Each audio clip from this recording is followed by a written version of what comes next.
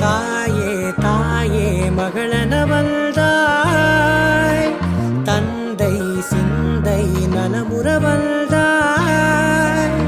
நீயே லோகம் என்று ஆனாய் பெண்ணே, என்னை ஆளும் தெய்வம் நீதான் கண்ணே. பெற்றது நானா இல்லை உன் மகனே நானம்மா. தாயே தாயே மகளென வந்தாய், தந்தை சிந்தை நலமுற வந்தாய்.